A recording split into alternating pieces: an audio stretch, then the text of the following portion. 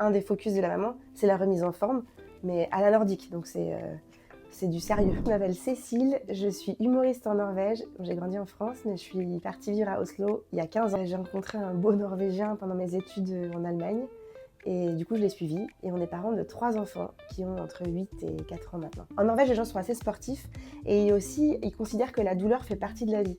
Donc moi, j'avais entendu en arrivant en Norvège qu'il faudrait que j'insiste comme une dingo pour avoir une péridurale. Mais j'étais vraiment au taquet parce que par exemple ma belle-sœur, elle a accouché toute seule chez elle. Et c'est un truc qui se fait relativement souvent. Ou sans aide médicale, sans médicaments, sans antidouleur, dans des piscines, dans des baignoires. Pour mieux récupérer après la naissance, on conseille aux mamans de manger du pain complet, des sucres lents. Il y a une sorte de porridge qui s'appelle le grøt, que beaucoup de gens aiment.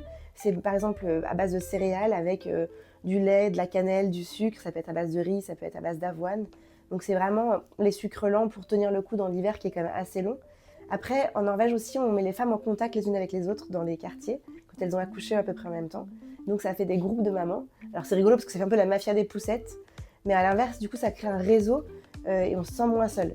Et on se donne un petit peu des conseils ou des trucs et astuces. Cette création de réseau, je pense que c'est quelque chose qu'on pourrait apprendre des Nordiques sur le côté vous n'êtes pas seul dans votre maternité, parce qu'honnêtement, c'est quand même un tunnel.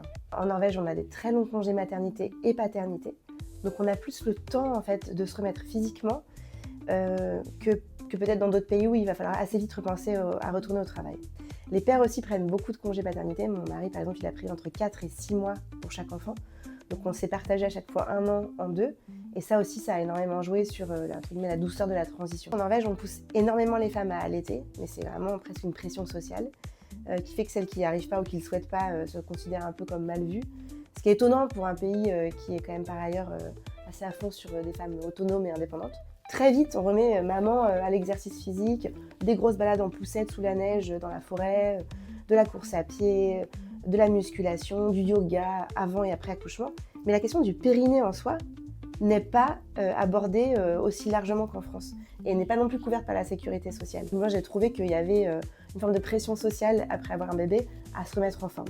Donc ces groupes de mamans, elles vont se mettre à faire du yoga, du crossfit, utiliser le bébé, le poids du bébé pour faire des squats, pour faire des abdos et des pompes au-dessus du bébé. Enfin, c'est étonnant à quel point, ok, on a le bébé longtemps, mais du coup, il fait partie des activités de la vie quotidienne. Et un des focus de la maman, c'est la remise en forme, mais à la nordique. Donc c'est du sérieux.